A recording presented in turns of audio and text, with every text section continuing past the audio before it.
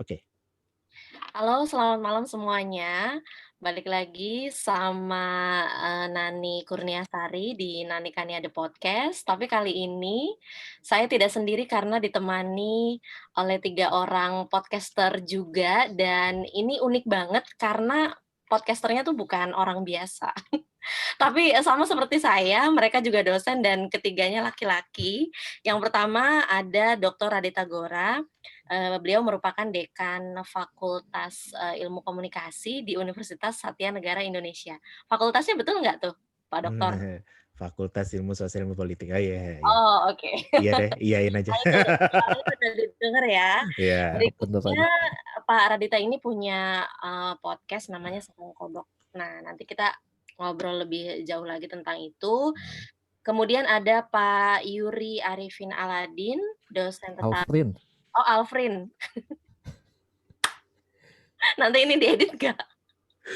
temen udah dari tahun berapa aja kagak tahu nama gue. Sorry. Lanjut. Nanti ini diedit aja Gak ya. apa-apa, jangan diedit, biarin ini lucu malah. Lucu. Lanjut. Berikutnya ada Pak Yuri Alfrin Aladin. Beliau adalah dosen tetap Prodi Ilmu Komunikasi dari Universitas Al-Azhar Indonesia. Dan yang terakhir ada Pak Sukma Alam. Beliau adalah dosen tetap Prodi Ilmu Komunikasi di Universitas Budi Luhur. Podcastnya Podcast Dosen Online. Nah, tadi yang Pak Yuri, nama podcastnya Neliti Komunikasi. Gitu. Jadi ngapain nih 4 orang dosen ketemu, ngumpul gitu ya, semuanya podcaster. Kira-kira apa yang mau diomongin, jadi tetap bersama kami. Sekira 30 sampai 1 jam ke depan kita akan bareng-bareng. Sampai ketiduran ya Bareng-bareng pokoknya. ngoceh. Sampai ketiduran ngantuk. Yang pertama dulu, motifnya bikin podcast apa sih? Dulu nih, boleh. Iya. Kalau podcast ya, terima kasih Mbak Nani. Ini di podcast ngapain pakai terima kasih ya? Udah ketemuan kok. Biasa. Itu salah satu ciri-ciri dari sarang kodok itu nyeleneh emang ya. Menyampaikan ilmu tapi dengan cara yang nyeleneh gitu. Padahal dulu waktu awal mulai itu pakai Tascam aku gitu kan. Nah itu alatnya ada alat wartawan zaman dulu itu loh, kalau wawancara sama narasumber itu suaranya persis kayak radio zaman dulu deh. Kalau teman-teman dari mungkin para pendengar Nania Kania The Podcast mungkin bisa mendengarkan Sarang Kodok episode yang paling pertama itu persis kayak suaranya radio zaman dulu tuh, zamannya Pak Yuri mungkin masih muda kali ya.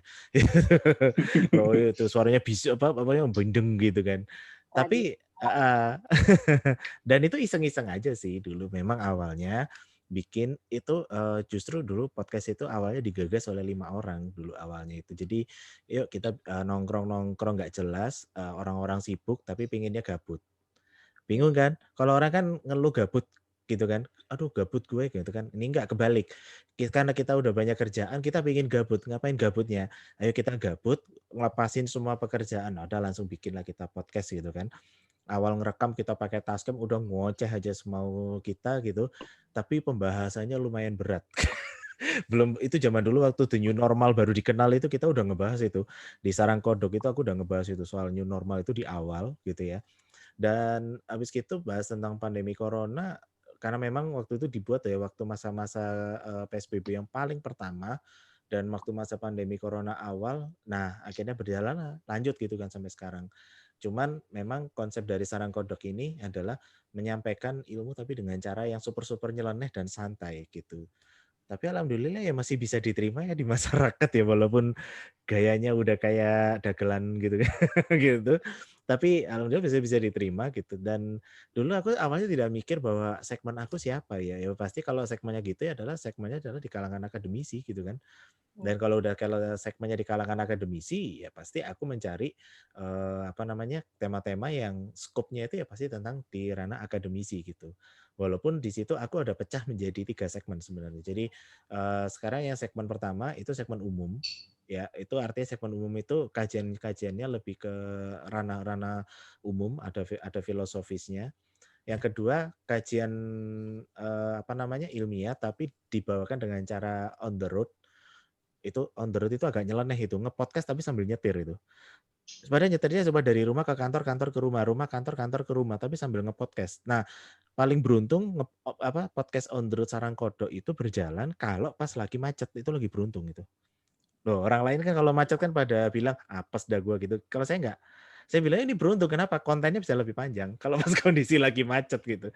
Tapi kalau kondisi jalannya lagi kenceng, kadang podcast cuma 20 menit juga nggak nyampe. Itu kadang-kadang ya. Nah, seperti itu. Kemudian ada kemarin baru bikin juga sama teman-teman dosen podcast juga, namanya Dagelan. Dagelan Van Dosen gitu. Tadinya mau opera Van Dosen tapi enggak, ini Dagelan Van Dosen gitu. Jadi antar dosen kita sharing tapi gayanya super-super nyeleneh gitu. Jadi itulah ciri khas dari Sarang Kodok. Namanya aja udah nyeleneh Sarang Kodok kan gitu. Itu Mbak Nani. Kalau Mbak Oke, Nani mah suaranya ini dia merdu kayak penyiar radio gitu. lengkap sekali introduksinya. Terima kasih Pak Gora. Berikutnya kita beralih ke Pak Yuri Alfrin dari Neliti Komunikasi Podcast. Silakan, apa motivasinya pertama kali bikin episode pertama podcast? Pandemi ternyata membawa hikmah ya. Bencana yang membawa hikmah. Kalau kita nggak pandemi, saya mungkin nggak kenal podcast juga. Jadi gara-gara pandemi, kemudian kita mulai WFH sekitar bulan Maret 2020. Lalu kaitannya adalah saya kan harus ngajar dari rumah, kemudian dengan metode sinkronus ketemu langsung dengan interaksi dengan mahasiswa tapi via online. Saya menggunakan Zoom sama Google Meet. Cuma ada masalah nih Mbak Nani. Masalahnya itu ketika saya pakai Google atau Google Meet atau Zoom, mahasiswa itu ngeluh karena masalah kuota. Kuotanya tuh mereka cepat habis katanya. Jadi mereka harus hemat-hemat, kamera dimatiin. Kadang-kadang banyak banget alasannya, "Wah, Pak, kuota saya habis, Pak, saya nggak bisa ikut, mohon maaf, Pak," bla bla bla gitu ya. Akhirnya saya seling kemudian sinkronus dengan metode asinkronus. Asinkronus kan kita cuma kirim ke LMS, Learning Management System. Kita kirim materi-materinya, silahkan mereka kemudian nanti upload gitu ya. Mereka download atau mereka baca. Nah, mulai itu saya belajar lagi yang namanya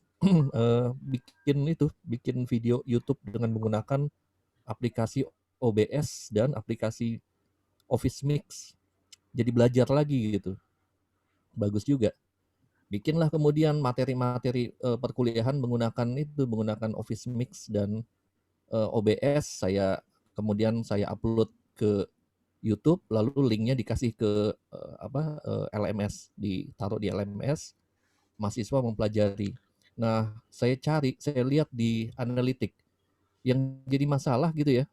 Kalau misalnya saya kasih ke satu kelas saya ada 30 orang, itu linknya saya taruh di LMS kelas tersebut gitu. Kelihatan yang nonton ya cuma 30 orang itu gitu. Dan nontonnya juga kelihatan nggak penuh, di skip. Saya tanya sama mahasiswa, kenapa kok nontonnya cuma 1 kali doang gitu. Udah gitu juga nggak penuh. Alasannya sama, karena masalah kuota Pak. Kan yang ngajar online itu bukan cuma saya doang, ada dosen-dosen yang lain juga banyak yang ngajarnya kan via itu ya, pakai Zoom dan sebagainya. Jadi mereka harus menghemat juga. Jadi ada masalah lagi gitu. Pakai YouTube pun ternyata sama makan kuota juga. 1 jam 100 MB gitu. Nah, mulai itu akhirnya kalau nggak salah kita Juli atau Agustus ya. Antara Juli atau Agustus Siberkreasi membuka kelas, Siberkreasinya Kominfo. Lalu saya baru tahu juga nih ada Mas Gora, belakangan sih baru tahu juga. Nah, ini ternyata ikut juga gitu ya. Iya, aku baru Nah, tahu Mbak Nani disitulah itu baru baru ini. di situ baru belajar yang namanya podcast, kemudian belajar cara bikinnya gitu. Ya ternyata gampang juga, nggak sulit kayak dulu kan bikinnya sulit banget gitu ya kalau bikin podcast gitu. Dan hasilnya juga ternyata efektif. Misalnya gini, satu kelas ada 40 mahasiswa, saya kasih linknya, itu ternyata pemutarannya sampai 160. Tapi kelihatan kalau kita lihat di analitiknya Spotify, kelihatan kan ada yang dengerin ada berapa jumlah orangnya gitu ya. Tapi jumlah pemutarannya itu 4 kali. Jadi jumlah orang yang dengerin misalnya ada 40, yang pemutarannya ada 160 gitu. Nah, itu makanya kelihatan, oh ini ternyata kalau pakai podcast efektif juga gitu ya. Sampai pada satu hari ada mahasiswa yang kemudian WA saya, Pak, terima kasih banyak Pak, Bapak pakai podcast. Karena saya jadi enak, saya jadi muter-muter terus saya bisa berulang-ulang gitu. Dibanding Bapak pakai YouTube kata gitu. Jadi itu yang salah satunya yang memotivasi saya sampai sekarang saya jadi sering membuat materi-materi kuliah ya pakai podcast karena ada hal-hal yang saya anggap ini jauh lebih efektif gitu dibanding YouTube. Tapi ada bagian-bagian yang kadang-kadang saya tetap pakai YouTube juga. Kalau misalnya menjelaskan sesuatu yang dia memang mesti ada apa namanya gambar PPT-nya gitu, mesti kelihatan gitu oleh si mahasiswa ya terpaksa harus pakai YouTube juga. Itu Mbak Nani. Oke, Pak Yuri. Jadi blessing in disguise ya, Iya, si pandemi bener bener. 19 ini. Kalau nggak Kita pandemi saya nggak sampai belajar media digital tuh saya nggak. heeh, kita jadi semakin kreatif. Awalnya terdesak, lama-lama, seneng gitu kan. Iya, iya betul. Berikutnya kita ke, Pak Sukma Alam dengan podcast dosen online-nya dari Universitas Budi Luhur. Silakan, motifnya apa sih awal mula bikin podcast sampai sekarang? Oke, terima kasih Mbak Nani. Jadi sebenarnya itu kan kalau di Budi Luhur ya, khususnya di Fakultas Ilmu Komunikasi, itu di dalam satu semester dan di satu mata kuliah, itu setiap dosen memang diwajibkan untuk membuat konten minimal 3 kali itu. Nah, terus saya itu bikinlah konten. Pertama itu memang lewatnya ya lewat handphone, HP biasa gitu. Terus tiba-tiba saya iseng-iseng buka tutorial YouTube, gimana sih cara bikin podcast. Oh ternyata lewat HP bisa, lewat Anchor. Terus di-link-kan lah ke Spotify. Nah terus emang di awal-awal itu saya bikin podcast itu materi semua isinya. Terus saya lihat, wah kayaknya lewat HP aja bagus nih suaranya. Lalu juga backsound ini bagus-bagus gitu. Terus oh ternyata lebih mudah ketimbang kita YouTube. Kalau YouTube kan agak ribet ya bikin videonya. Terus apalagi kalau ada gambarnya itu nggak menarik, nggak bagus ataupun juga nggak gelap atau cerah, jadi sulit juga kita ngedit. Tapi kalau podcast audio itu kan agak mudah gitu ngeditnya. Nah terus di situ lalu mungkin juga ya pendengar saya itu kan mayoritas itu mahasiswa. Mayoritas sih memang keadaan di Anchor dan Spotify itu pendengar saya itu umur 18 tahun sampai 22 tahun. Artinya memang itu masih muda. Nah, saya cek itu berapa sih pendengarnya tentang materi dan tentang hiburan, terus tentang informasi. Oh, ternyata paling banyak hiburan gitu. Nah, saya bikin aja podcastnya itu podcast dosen online. Jadi informasi, hiburan dan pendidikan. Nah, di situ jadi 3 komponen itu saya jadikan materi sebuah podcast tapi dengan gaya yang kekinian, terus dengan gaya yang santai ngobrolnya. Oh ternyata banyak yang komen, nggak hanya mahasiswa ternyata. Ada yang dari Sulawesi, ada yang dari Palembang, dari Lampung, bahkan langsung komen ke DM saya. Request untuk kalau bisa itu nge-podcast itu harus ada YouTube-nya. Terus di situ juga kalau nge-podcast itu kalau bisa juga langsung ketemu, kan selama ini kan saya memang pandemi ya, nge-podcast itu lewat Zoom ataupun Google Meet gitu. Oh artinya memang ke depannya saya coba juga untuk ketemu langsung dengan protokol kesehatan gitu. Oh ternyata lebih senang lagi pendengar saya. Memang karena kan podcast ini kan berbeda ya dengan radio. Kalau podcast itu kan on demand, yang artinya memang sesuai dengan permintaan konsumen ataupun pendengar. Jadi terkadang juga banyak yang request dengan mahasiswa. Nah, kalau memang misalnya kemarin tuh ada yang request, Pak, tolong Pak podcast bareng si dosen A atau nge-podcast alumni si B. Nah, saya nge-podcast bareng tuh. Oh, ternyata banyak juga yang viewernya gitu. Jadi memang kalau nge-podcast kalau menurut saya memang kita harus tahu dulu segmen itu pengennya apa gitu. Yang kedua itu memang kalau di podcast itu kan bahasanya nggak boleh kaku-kaku ya, karena kan di awal saya podcast tuh sangat kaku banget, akademisi banget gitu. Jadi memang nggak mau yang mahasiswa cuman paling denger cuman ya 1 menit sampai 5 menit aja gitu. Artinya memang harus ada selingan sih. Terkadang materi saya itu nggak monolog, jadi ada materi misalnya kayak semacam etika di media sosial. Waktu itu kemarin saya collab sama Pak Yuri. Itu jadi saya jadiin materi Pak Yuri itu. Lalu saya bilang sama mahasiswa ini, nih coba dengerin nih podcast ini. Saya ngobrol sama Pak Yuri gitu. Terus mahasiswa itu malah seneng seperti itu. Oh ternyata tipikal gitu. Sampai sekarang ini udah ratusan tuh Pak Yuri yang denger itu podcast saya sama Pak Yuri collab kemarin. Jadi kurang lebih seperti itu sih Mbak kalau podcast dosen online. Terus juga dikit lagi narasumber saya itu memang nggak hanya dosen dan juga mahasiswa, tapi juga karena di Budi Luhur itu khususnya Vkom ada 4 konsentrasi ya kayak broadcast, PR, DKV dan iklan digital. Jadi saya merunutkan 4 konsentrasi itu juga. Jadi agak relate dengan konsentrasi di mahasiswa saya di Vkom itu sendiri. Itu sih Mbak kurang lebihnya. Jadi memang Pak Yuri dan Pak Sukma ini memfokuskan podcast-nya tuh untuk media pembelajaran ya. Betul. Berbeda dengan saya yang punya podcast tuh sebetulnya awalnya sih karena memang itu tadi ikut siberkreasi di Juli Siberkreasi.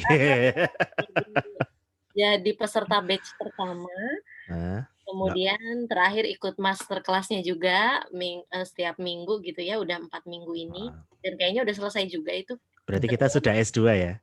S2 Sama, podcast. kita bertiga sama. Baik. Berarti gelarnya apa? MPCS gitu ya? Magister podcast. Dan Kementerian Komunikasi dan Informatika nggak main-main gitu kan.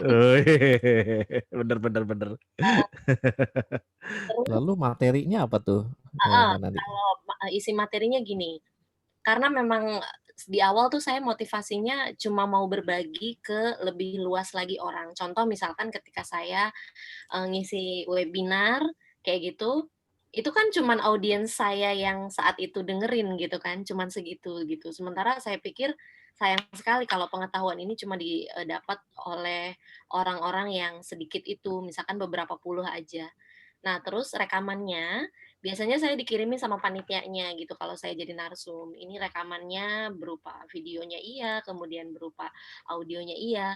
Nah, itu dari situ saya download materi rekaman audionya, terus saya langsung buka Anchor, saya edit di situ, saya tambahin sound back sound ya. Kemudian kalau ada yang perlu di-cut atau diedit sana sini itu juga saya lakukan kayak gitu. Jadi isinya tuh bukan materi pembelajaran sebetulnya. Tapi misalkan tentang satu konsep atau satu tema tertentu yang memang itu diminta oleh panitia penyelenggara webinar, terus saya salah satu di situ bicara gitu, itu saya jadikan materi awalnya itu. Kemudian berikutnya adalah Instagram. Saya cukup aktif di Instagram, sosial media Instagram. Jadi ada beberapa narasumber saya yang tiba-tiba ngajak kolaborasi. Kita IG live yuk. Terus saya mikir, hah, kok orang sebesar beliau ngajak IG live sama saya gitu. Jadi sayang sekali nih kalau cuma di IG live doang gitu kan. Karena kalau IG live kan saat itu ya orang bisa komentar kayak gitu. Nah, mungkin orang juga pengen dengerin sambil lalu nih. Nah, saya pikir kalau medianya auditif seperti podcast atau radio, itu keunggulannya justru adalah bisa didengarkan sambil lalu gitu. Sambil lalunya tuh ngapain? Entah berkendara, entah mengerjakan pekerjaan rumah gitu kan, entah kita sambil ngapain gitu kan, dan itu tidak bisa dilakukan kalau orang itu nonton TV atau nonton YouTube gitu. Nah, jadi saya pikir udah deh, saya pernah ngomong sama Pak Charles Bonar Sirait, pakar public speaking. Kemudian saya juga pernah IG live sama neurosurgeon Dr. Yu Hasan. Kalau bapak-bapak googling namanya pasti tahu beliau itu siapa. Kemudian yang berikutnya adalah terakhir sih itu kolega saya, dia dosen IAI yang sekarang lagi S3 di Melbourne, di Victoria University Melbourne gitu ya. Nah, udah 3 itu Jadi saya olah aja audio gitu. Terus beberapa saya jadi pembicara di mana. Nah, terakhir ada alumni yang memang ngajakin saya gitu, "Ibu kapan ngomong sama saya?" Saya bilang, "Loh, emang kamu mau ngomong apa?" Saya tuh penikmat drakor loh, Bu, sekarang drakor lagi happening, semua orang nontonin drakor gitu. Orang yang tadinya nggak pernah nonton, drama Korea gara-gara pandemi gitu kan, jadi cari hiburan di rumah, "Yuk ngomong sama saya," dia bilang gitu. "Oh, ayo." Nah, dari obrolan di IG Live, terus, materi-materi seminar, kemudian yang memang sengaja dia pengen ngomong di podcast saya, baru itu. Makanya episode podcast saya tuh baru 7 gitu, belum banyak. Tapi memang, pendengarnya lumayan sih, saya pikir untuk satu episode yang panjang gitu ya, sejam lebih, 45 menit, 50 sekian menit, itu lumayan juga gitu. Ternyata ini kalau dikasih, kesempatan lebih, misalkan saya seriusin nih, fokus misalkan dalam seminggu saya punya konten apa, itu juga lebih baik lagi sih gitu. Cuma sejauh ini belum belum serutin bapak-bapak yang 3 ini, yang memang sudah meniatkan podcast-nya untuk salah satunya adalah media pembelajaran gitu. Saya terinspirasi juga Heeh. tadi yang diomongin sama Pak Sukma soal, podcast ini kan memang on demand ya. Saya jadi kepikiran untuk bikin polling kecil-kecilan di Instagram, kalian lagi pengen dengerin podcast apa? Kayak gitu. Terus, nanti jawaban dari mereka itu saya list gitu, mana yang prioritas yang mau saya bikin gitu sih. Karena terakhir pas saya ngobrol sama Pak Charles Bonar Sirait itu kan tentang film pendek Tilik ya, yang Mulut Butejo, Mulut Kita gitu. Itu Mmm. juga hits-nya lumayan gitu.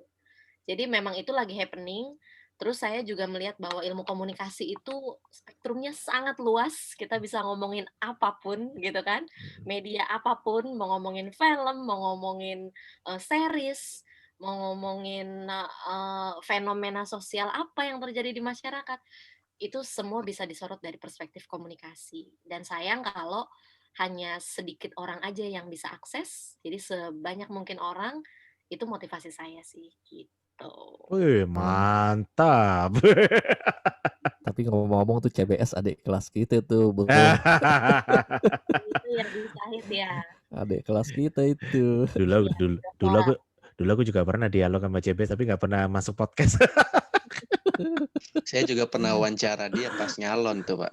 Oh, Oh, iya. Kayaknya waktu jadi Eh, wartawan tuh kayaknya. gantian sekarang aku yang mau nanya ya ke kalian ya. Kalau tadi kan Nani, Oke. sekarang aku gantian ya, nanya Iya iya iya. satu-satu. Iya. Oke, pertanyaan aku gini, sederhana aja.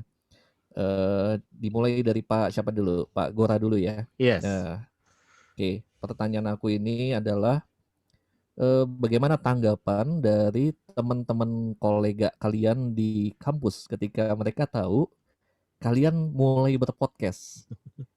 Karena aku juga mempunyai pengalaman-pengalaman yang menarik juga gitu. Oke, dari Pak Gora dulu ketika teman-teman semua kaprodinya, teman-teman anak buahnya pada tahu, wah ini Pak Gora nih mulai berpodcast. Tanggapannya gimana nih?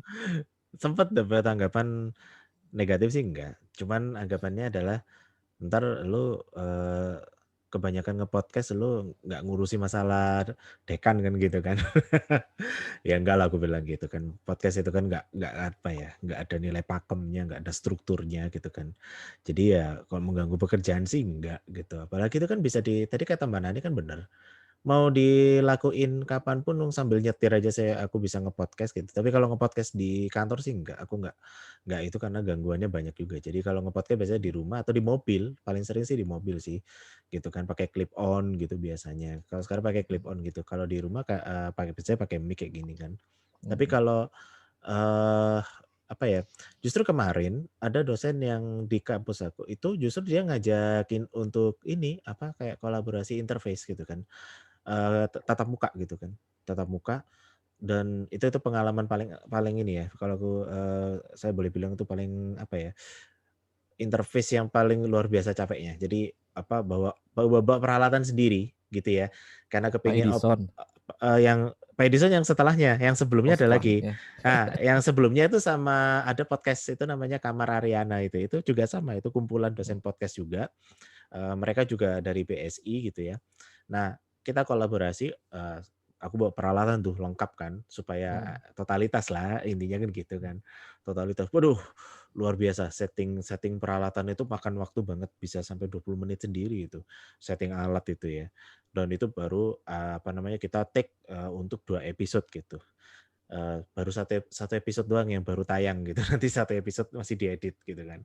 Nah, setelah itu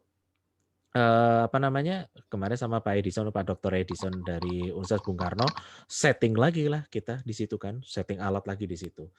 Nah, setting alat di situ, kemudian wah mulai dong ngobrol gitu. Tapi kendalanya adalah 2 kali interface ini, ruangannya ini paling menggema. Itu kalau yang ikut si berkreasi pasti tahu lah, ruang menggema itu kan paling, noise-nya paling tinggi gitu ya. Karena ruangannya kosong, nggak ada peredamannya, sehingga suaranya ya udah kemana-mana, bahkan suara dari luar pun ketangkap gitu. Apalagi aku sendiri pakai kondenser ya, kondenser ini kan daya tangkapnya kan kemana-mana kan. Kalau dinamik beda ya, kalau dinamik kan dia fokus gitu, ini kan enggak, ini daya tangkapnya kemana-mana gitu. Dan sempat, hujan deras itu sempat, waduh luar biasa noise-nya itu luar biasa. Akhirnya terus sempat, nge-podcast di Universitas Bung Karno itu ke-pending sampai 1,5 jam. Tadinya udah mau take, begitu hujan deras kita pending dulu 1,5 jam. Ya suka duka lah itu kalau kita interface.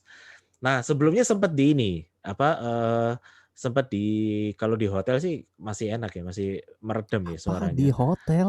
Wah, jangan gitu lah. Lanjut. Ada Mbak Nani nggak enak aku. Sebelumnya kalau di hotel sih nggak ada masalah itu. Termasuk sama kemarin sama Pak Alex Obur itu, it's okay. Suaranya masih meredam gitu ya. Tapi setelah itu sempat di golf itu kan, daerah Senayan itu yang golf itu, klub golf itu ya. Ruangannya itu bagus, memang itu ruangan VIP, tapi wah gema banget suaranya. Bahkan di luar pun ada orang motong mesin pemotong rumput otomatis itu bunyinya aja masuk gitu kan. Ya ekstra banget ya, PR banget itu kalau kita ngedit itu. Makanya Jadi kemarin diajak sama teman dari kampus itu, saya sama teman kampus justru diajak gitu kan untuk kolaps gitu kan, secara interface itu justru mereka mengajak. Dan kampus sendiri itu juga ada radio ya, ada radio kampus.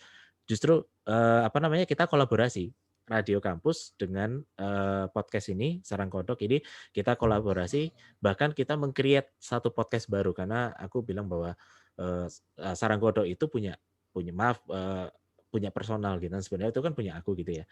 Tapi supaya kampus punya podcast sendiri ya, kampus punya podcast sendiri, ya udah kita dirikan sendiri aja gitu.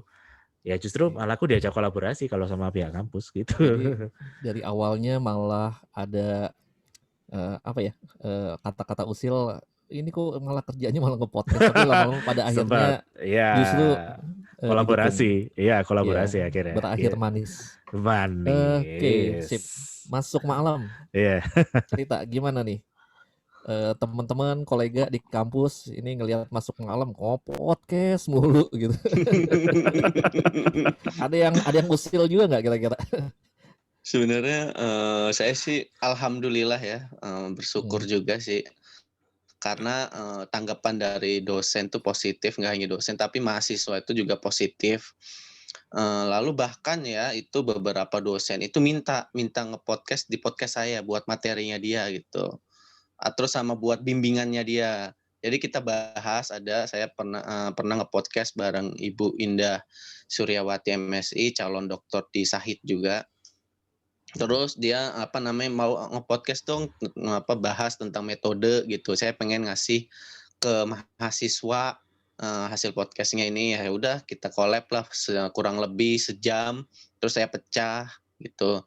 Yang satu bahas metode penelitian, yang satu bahas jurnalisme. Oh ternyata banyak juga yang dengerin gitu.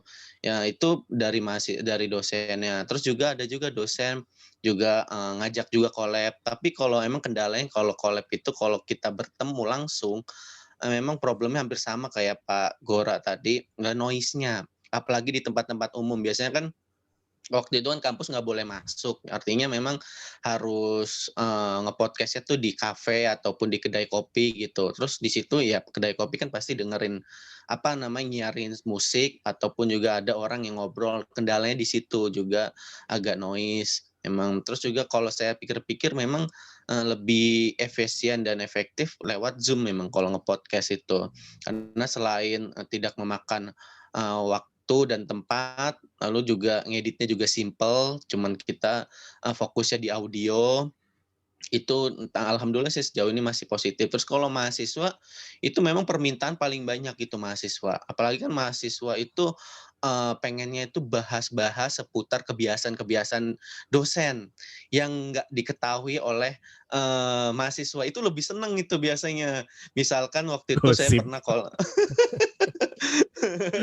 Iya itu salah satunya sih sebenarnya. Misalnya saya waktu itu nge-podcast bareng ada dosen tuh cantik jadi idola semua mahasiswa. Oh ternyata lebih banyak lagi yang dengerin itu. Ternyata terus sampai di Instastory-nya itu dibikin kutipan-kutipan gitu. Itu terus juga ada lagi yang pengen nge-podcast bareng mahasiswa. Mahasiswanya itu memang aktivis di kampus. Karena memang dia doyan demo, terus dia juga senang untuk memobilisasi massa, kenapa nggak saya nge-podcast bareng aja nih, gitu. Oh ternyata rame juga yang ngedengerin.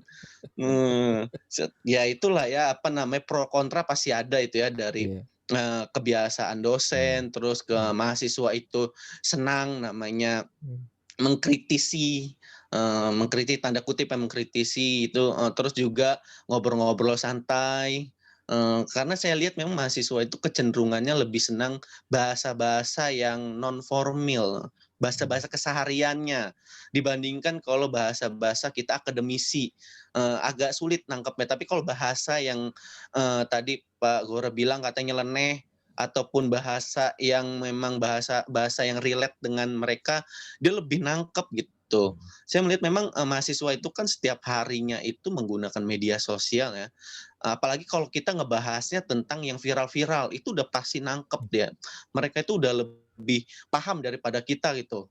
Misalnya kayak contohnya kayak kemarin itu masalah kayak Ade Londok, itu mereka udah tahu gitu duluan ketimbang kita gitu.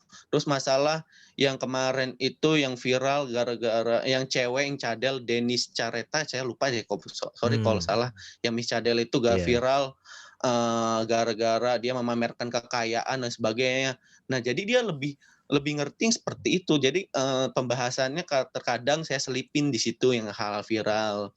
Jadi saya kalau podcast itu lebih ke relate ke mahasiswa dan juga, ke dosen, lalu ke umum. Jadi saya juga segmennya ke umum, misalnya kayak bahas-bahas tentang, persiapan timnas U20 tuh bagaimana, terus juga bagaimana sih perkembangan, teknologi sekarang ini, terus media sosial sekarang sama media sosial zaman dulu dan masa depan tuh seperti apa nantinya. Memang kalau saya lihat memang, kalau kita bisa untuk merangkul beberapa, segmen ya ataupun juga beberapa ada kan kalau saya lihat memang, podcast saya pendengarnya itu ada mahasiswa yang serius, ada mahasiswa yang santai, ada yang mahasiswa yang nyeleneh, ada juga mahasiswa yang benar-benar bucin juga ada itu, Pak. Saya juga bingung tuh ada yang bucin, pengen bahasnya itu apa kisah-kisah cinta dari dosen, itu juga ada yang request, saya belum dapat gitu. Jadi kurang lebih sih seperti itu sih Pak Yuri, podcast saya tuh dan Jadi alhamdulillah sih tanggapannya positif.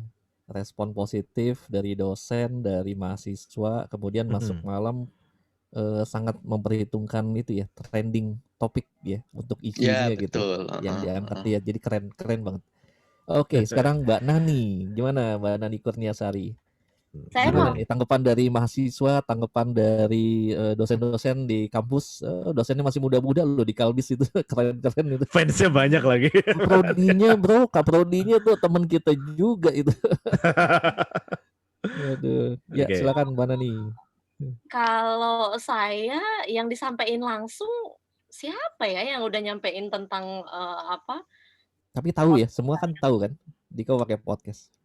mungkin ya, tapi ada sih kayak misalkan Budiah itu bilang, "Nani tuh kreatif banget sih, tiba-tiba udah punya ini aja," gitu, tiba-tiba bikin ini aja, kayak gitu, ada yang ngomong kayak gitu Nah, satu.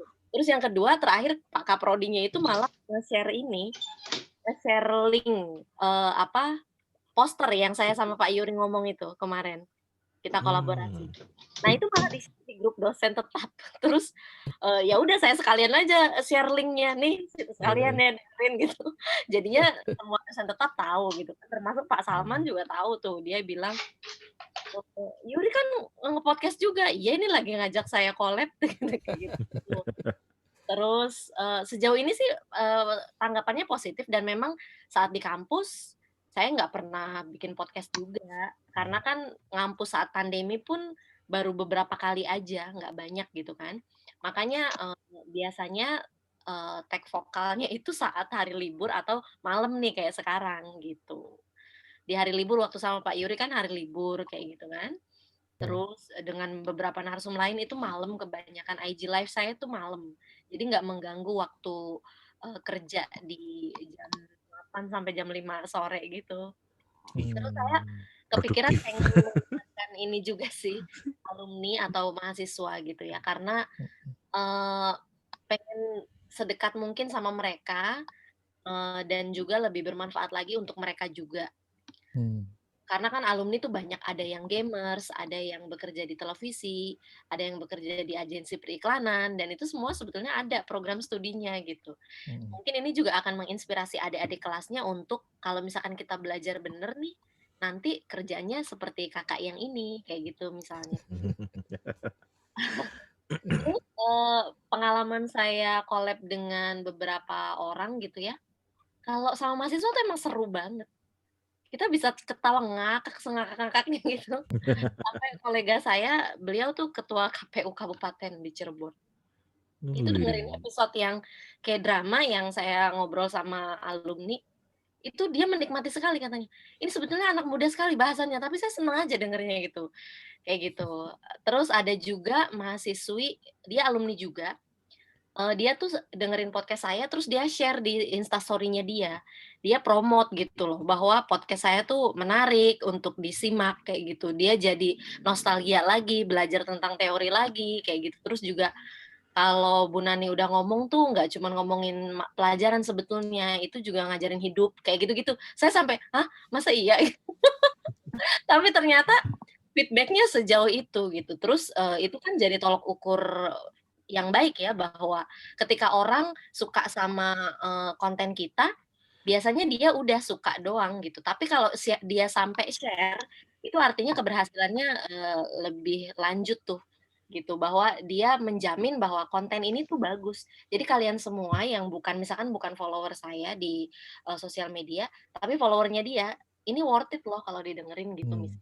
Nah, kayak gitu sih yang saya nggak nyangka gitu ya. Awalnya cuman, ya yang penting orang bisa denger, audiensnya bisa lebih luas, dapat sesuatu yang saya pernah kasih kayak gitu di forum mana, ternyata itu impact-nya di luar ekspektasi dan itu menyenangkan ya gitu. Saya pengen bikin lagi gitu jadinya. Keren. Saya seru loh itu tadi. Kalau aku menanggapi ya dari Mbak Nani tadi itu, kita kolaborasi dengan beberapa sumber gitu ya. Bahkan alumni pun bisa kita ajak gitu. Kebetulan di kampus aku juga ada alumni itu yang dia sudah di podcast itu, bahkan dia pernah masuk, kalau nggak salah pernah masuk di podcast, manajemen podcast masih juga itu kalau nggak salah, gitu. Dan sudah monetize kontrak, kayak semacam kontrak dengan Spotify gitu ya. Iya, dia udah monetize, aku aja belum monetize sampai sekarang gitu, tapi sudah ada yang nawar gitu, tapi aku belum siap. Ambil. Belum siap soalnya. Ambil. Nah, dia udah monetize dengan Spotify, bahkan dia sudah mempromosikan Anchor dan Spotify yang itu bagian dari kontraknya gitu ya. Dan profesional banget gitu, menanganinya tuh profesional. Bahkan aku pun cukup ketika pertama kali diajak kolaborasi dengan mereka pun ada satu studio gitu ya. Itu wah ternyata luar biasa gitu ya. Anak-anak muda itu ternyata kalau mereka di kampus gitu ya kelihatannya biasa-biasa, tapi begitu di luar profesionalitas mereka kelihatan gitu loh. Bahkan aku sempat belajar juga cara memanage mereka podcast terus berbarengan kompak gitu ya. Itu juga aku belajar juga gitu dari para alumni gitu. Sampai akhirnya, oke lah, jadi sini jadi semangat kan kita untuk konsisten mengelola podcast itu seperti apa. Bahkan, narasumber pun kita juga, apa namanya, kita coba nih cari narasumber yang baru-baru gitu. Contoh nih kayak kemarin aku sama Pak Yuri, kita di Cipok ya Pak ya, Critical Podcast Komunikasi saja, kita mengundang Alex Sobur aja itu sudah banyak yang menanyakan ke saya, "Itu beneran Alex Sobur gitu kan yang nulis buku itu?" "Lah iya yang nulis buku lah emangnya mau siapa?" Saya bilang gitu kan. Iya, itu banyak yang dengerin karena mereka udah penasaran siapa sih Alex Sobur gitu. Itu aja udah menanyakan ke saya, gitu. Udah apa, ada beberapa yang menanyakan, "Itu Alex Sobur yang bukunya itu Pak, yang bukunya Semiotika Komunikasi Pak, yang ini Pak, Semiotika. yang ini." Wah gitu. Ini aja Profesor Rajab aja sudah ada yang kemarin udah nanya-nanya itu Pak, gitu kan. Iya, sama gue Tadi. juga di DM juga. Iya itu lu wawancara beneran Prof. Rajab, lu kenal sama Prof. Rajab? Ya kenal lah gue bilang gitu kan. Nah kalau nggak kenal ya nggak mungkin kita wawancara sama Prof. Rajab kan gitu. Nah, nah tapi ini ya giliran aku bertanya nih ya Pak Yuri ya, mau Siap, bertanya kepada 3 podcaster ya. siap. Ntar kalau habis gitu Pak Sukma yang bertanya. Nah, Siap. yang aku penasaran, kalau podcaster yang sudah di level-level profesional tuh ya, kayak apa namanya, Do You See What I See lah, atau Box to Box lah, atau Suarane dan lain Suara Puan. sebagainya. Kalau itu sih aku udah nggak apa ya, istilahnya udah nggak ragu lah. Mereka cara take dan ngeditnya pun profesional gitu. Tapi justru di kalangan dosen ini, bagaimana sih teman-teman apa ya, take suara gitu ya, apakah memang sebelumnya pakai mikrofon atau sebelumnya lagi sebelum pakai mikrofon, terus ngeditnya bagaimana? Aku mau cerita kalau pengalaman aku pertama kali itu kan pakai Tascam gitu ya, pakai Tascam sehingga suaranya pun juga bindeng gitu kan pertama kali. Tapi lama-lama akhirnya jadi belajar juga. Oh, ternyata melalui apa namanya? Melalui Zoom itu ternyata juga bisa gitu kan. Iya kan, kalau melalui Zoom itu ternyata juga bisa, gitu. Untuk ngambil suara ternyata juga bisa bening, dan awal mula aku nggak ngedit sama sekali. Tapi setelah belakangan, gara-gara beli peralatan podcast yang satu set, di situ di buku petunjuknya itu kita diminta untuk mendownload Audacity waktu itu. Akhirnya aku jadi belajar tuh Audacity lewat YouTube karena bukunya nggak ada, buku tutorialnya nggak ada karena biasanya kebiasaan kan lewat buku tutorial ya. Buku tutorial itu kan punyanya Adobe Audition. Sementara waktu itu punya softwarenya adalah open source model Audacity, belajarnya di YouTube. Nah itu masih aku pakai sampai sekarang. Dan waktu pertama kali itu pakai Tascam, habis itu sempat juga pakai headphone yang ada mic-nya, terus barulah lama-lama akhirnya jadi ngerti, oh jenis mikrofon itu kayak gini kayak gini kayak gini. Nah itu baru aku sampai sekarang akhirnya aku sudah paham memilih jenis mikrofon itu seperti apa kira-kira. Nah ini sekarang mau tahu nih pengalaman dosen pertama kali ngambil suara dan mengedit audio itu kira-kira seperti apa sih pengalaman pertamanya? Kita start dari siapa ya? Pak Sukma dulu deh. Ya, gimana Pak? Oke. Heeh.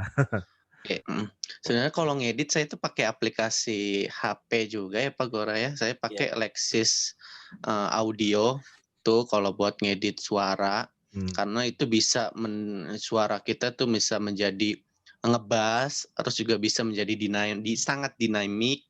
Tuh yang kedua itu kalau ada noise itu saya pakai aplikasi HP namanya Noise Reducer.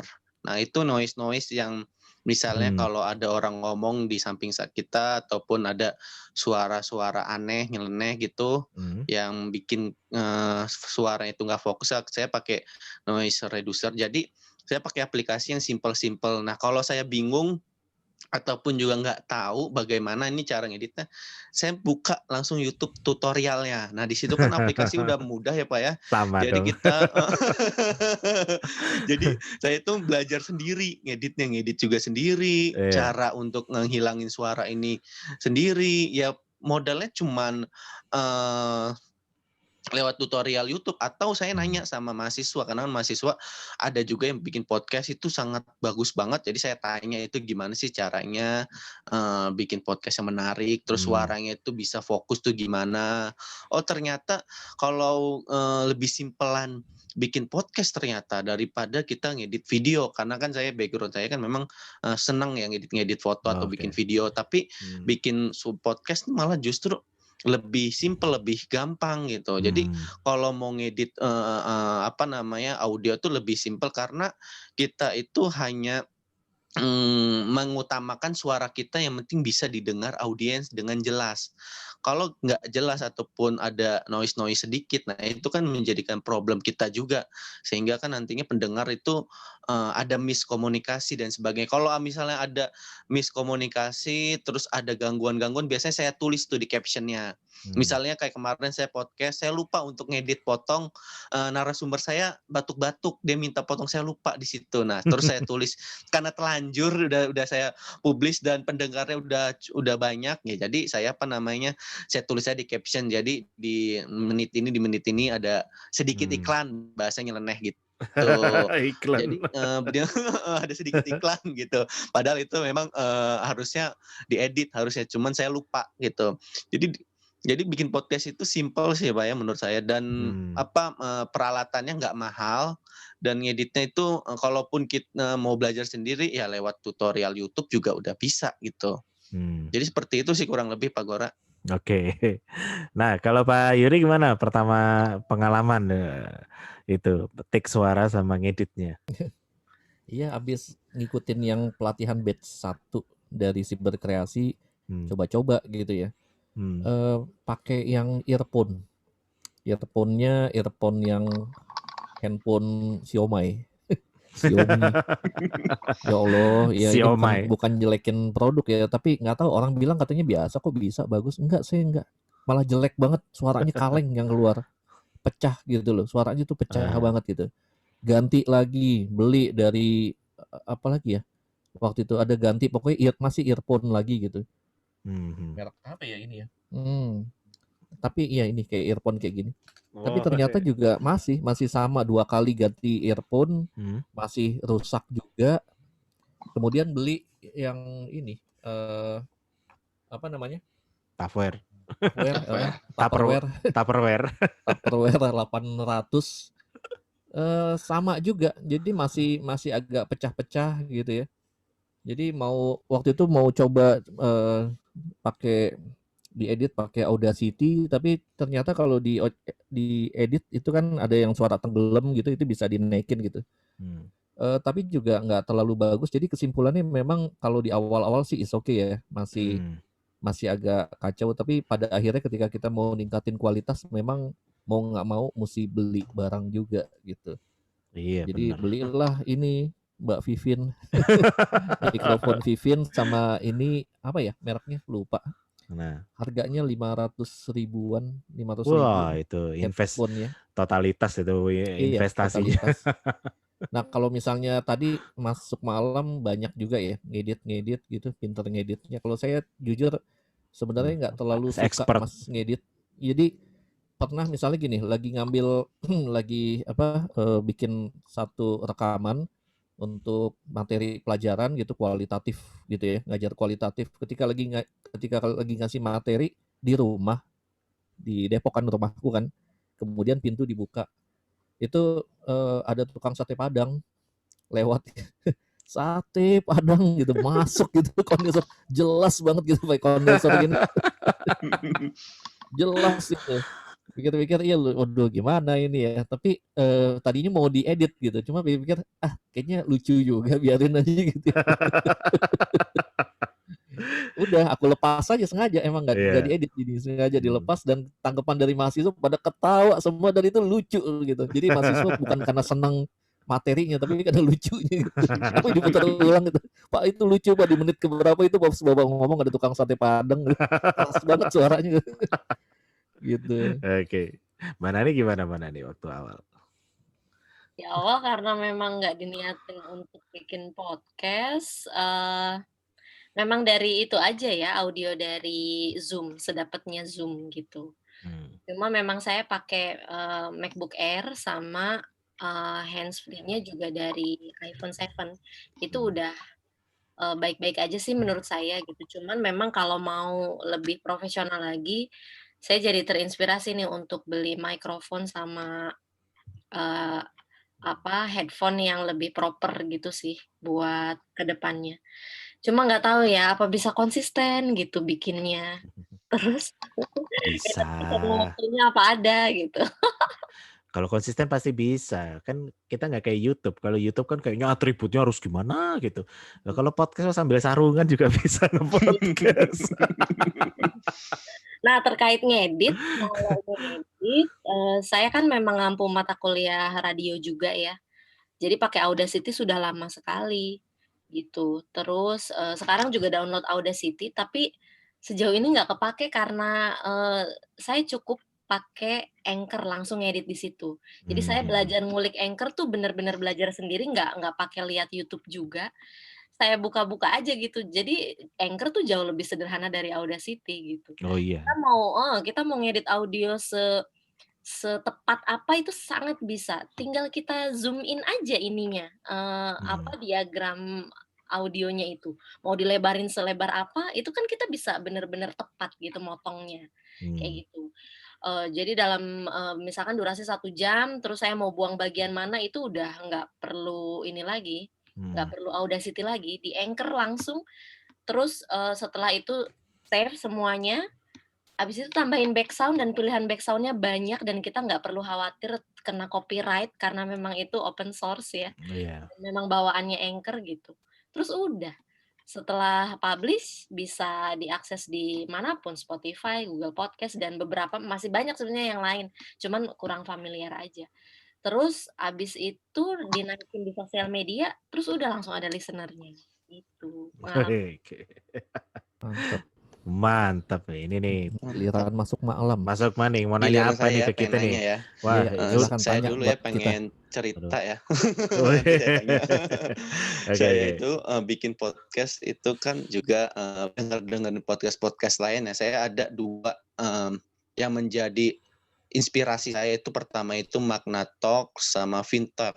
Karena dua podcast itu membahas yang menurut saya itu agak berat tapi kemasannya itu ringan.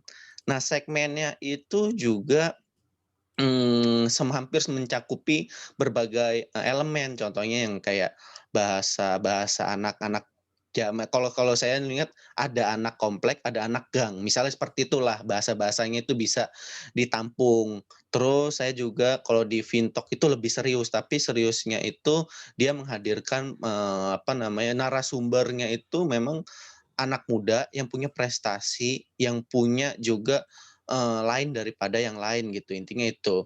Nah, kalau menurut dari Mbak Nani, terserah Pak Gora dan Pak Yuri, tapi saya pengen nanya ke Mbak Nani dulu ya, punya nggak sih inspirasi gitu, mau ngebuat podcast itu yang pertama. Yang kedua itu, ada nggak sih keinginan pengen collab sama si A, si B, tapi kayak nggak mungkin gitu. Bisa disebutin nggak itu namanya siapa gitu?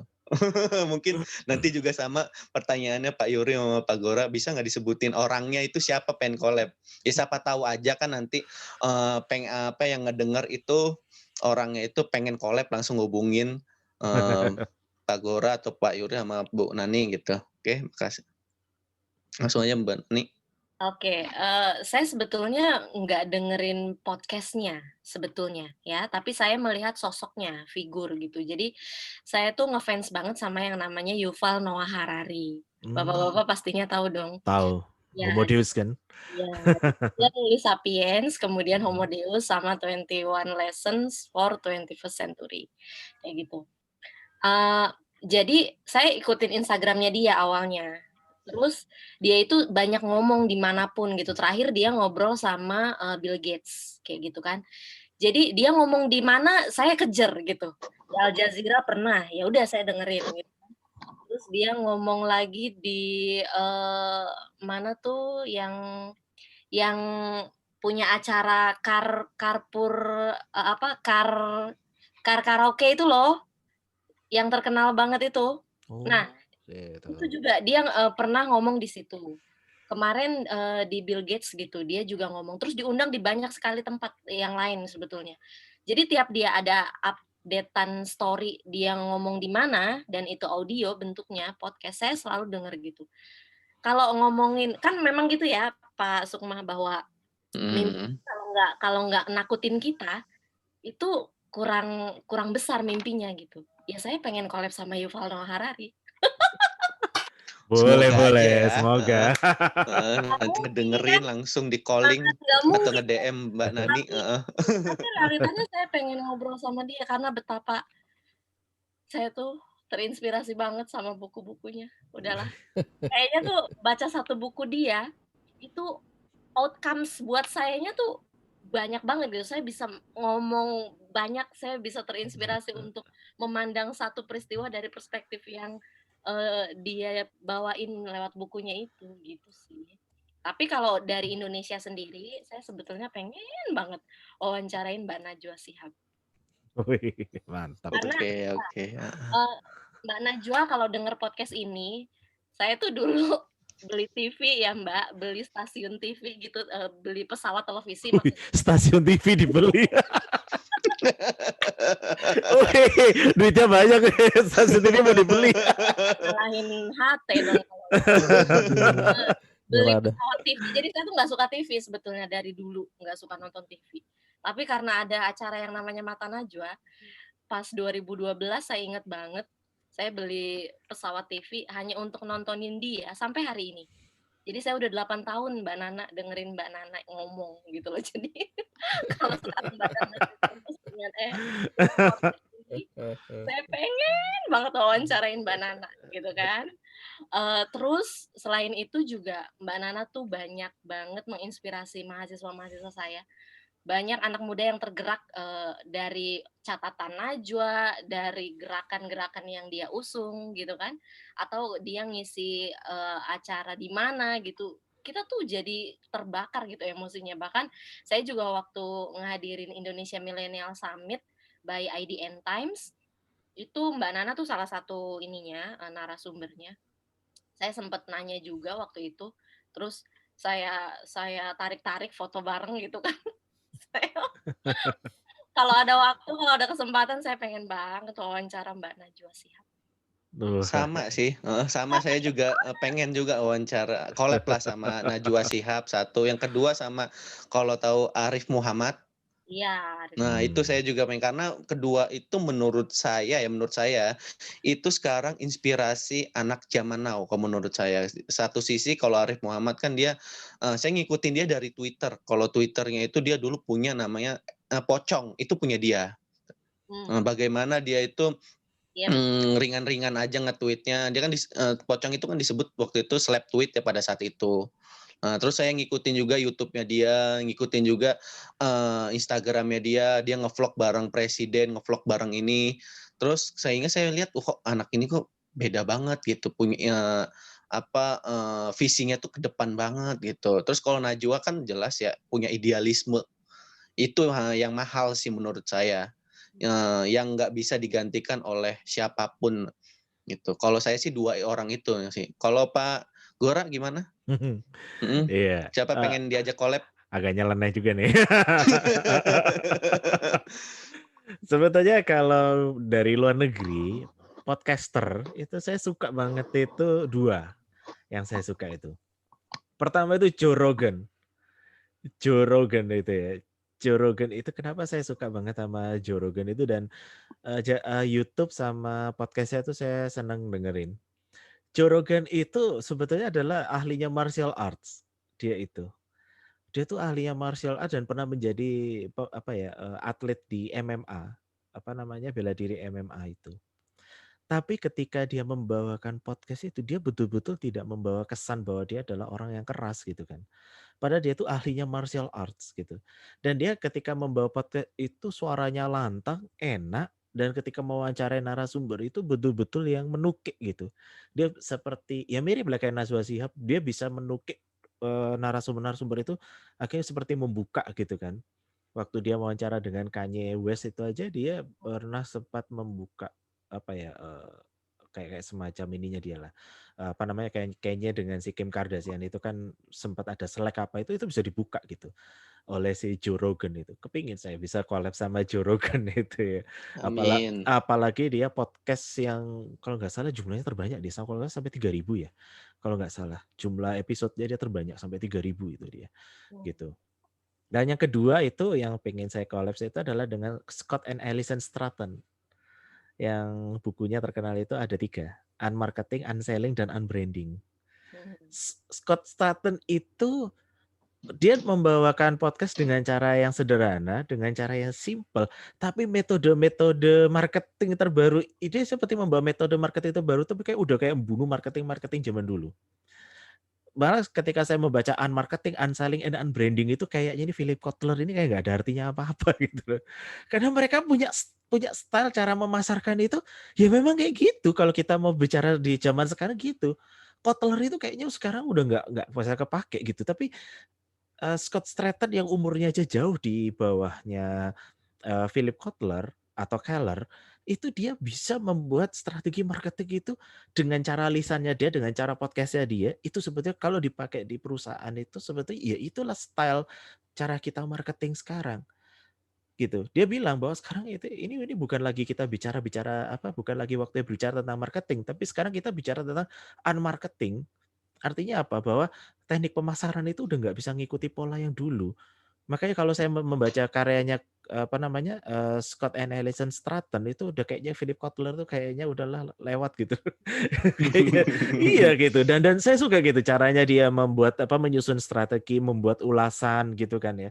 Dan contohnya ada salah satu segmennya dia itu bicara tentang cuma produk inilah selai kacang gitu loh. Produk selai kacang itu bisa menjadi market dunia itu dia jelasin step by step-nya. Yang tadinya suka dikonsumsi oleh pemain basket, yang tadinya dimakan sama roti, akhirnya selai kacangnya dimakan pakai sendok langsung sama pemain basket, atlet, akhirnya produk itu menjadi produk mahal.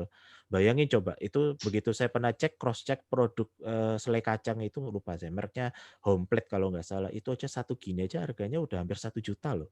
Satu selai kacang itu udah hampir 1 juta gara-gara marketnya dia gede.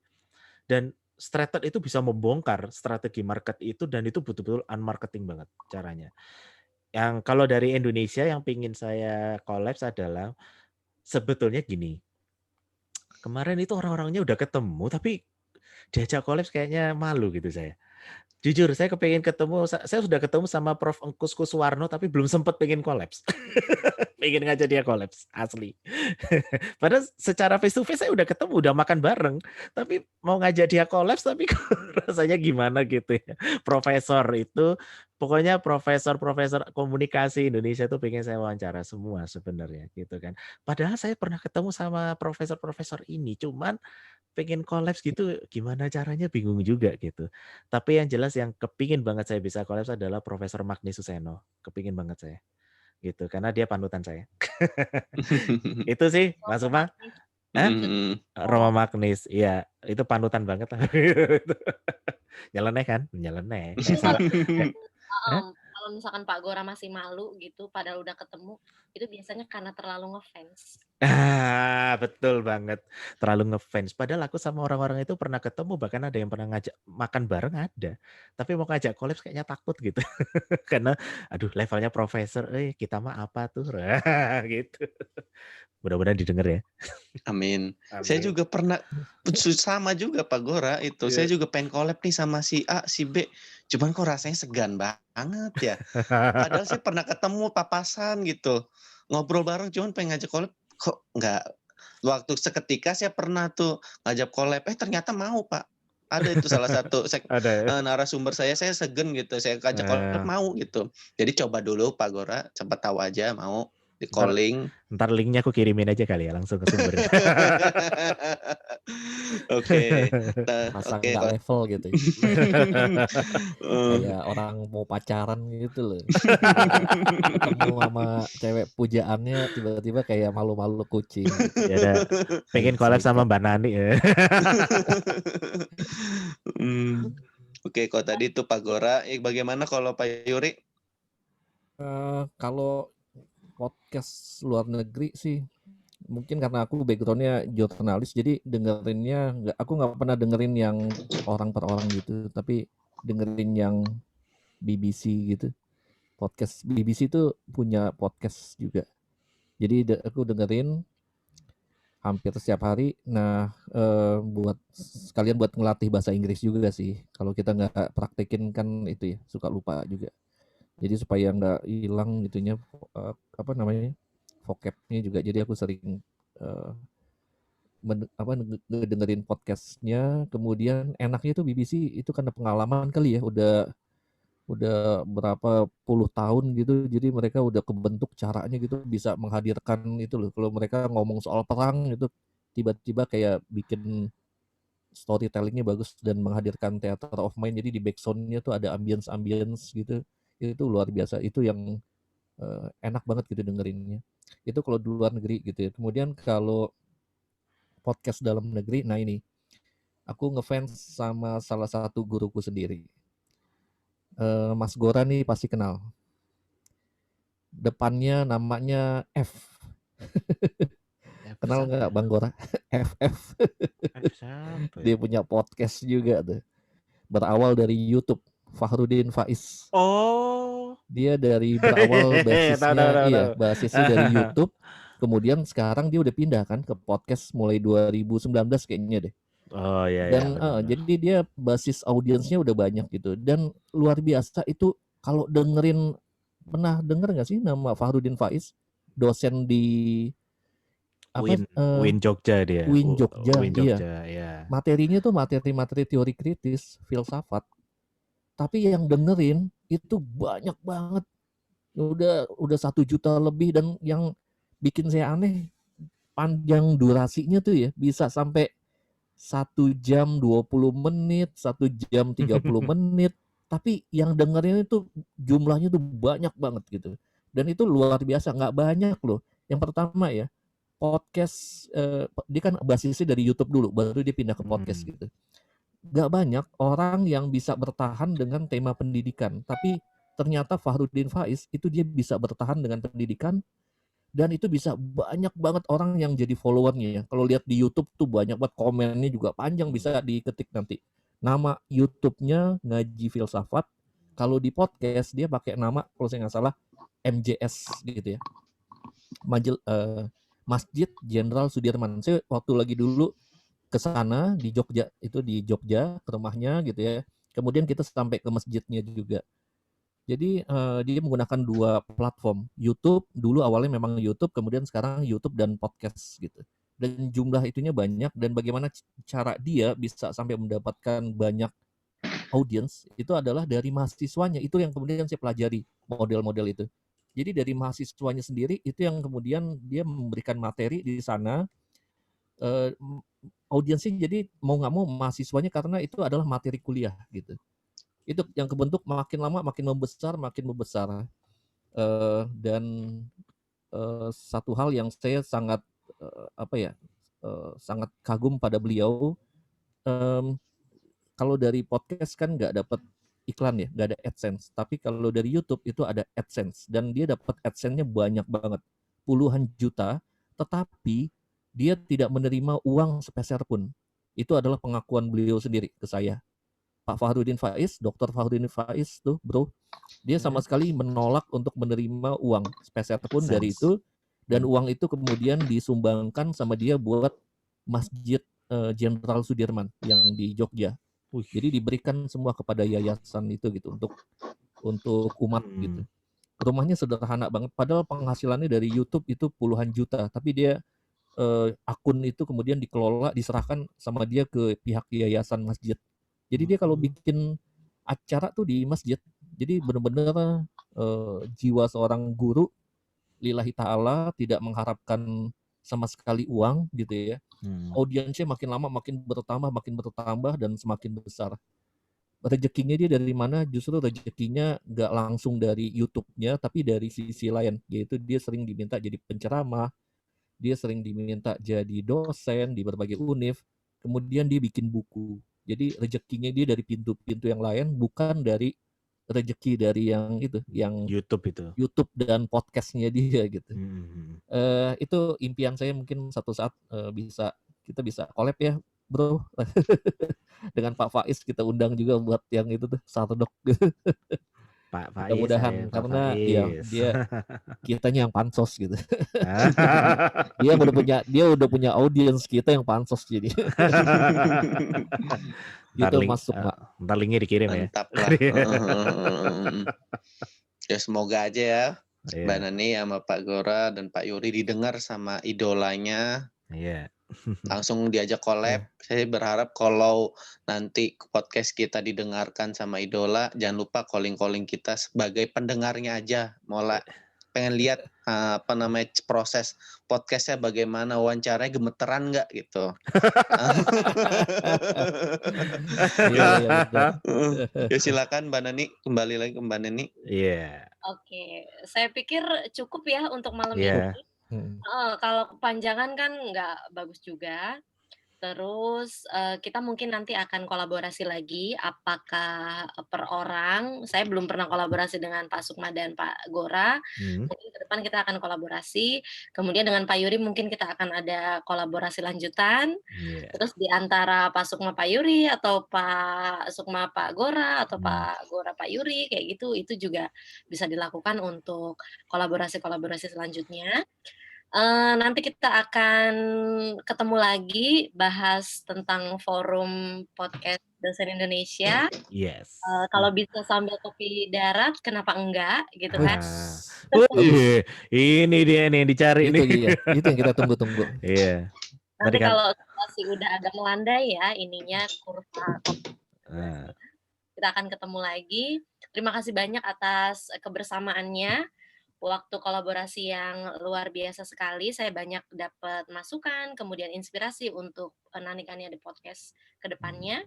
Iya. Dan semoga sehat semuanya, Pak Gora. Iya, sehat semuanya. Terima Pak kasih. Sukma dengan budi luhurnya, dan juga Pak Yuri dengan Universitas Al-Azhar Indonesianya. Oke. Terima kasih. Terima kasih. Ketemu Terima lagi. kasih. Terima kasih. Terima kasih. Mbak Nani. Dadah Mbak Nani. Pak Radita. Dadah. Ketemu lagi podcast lagi.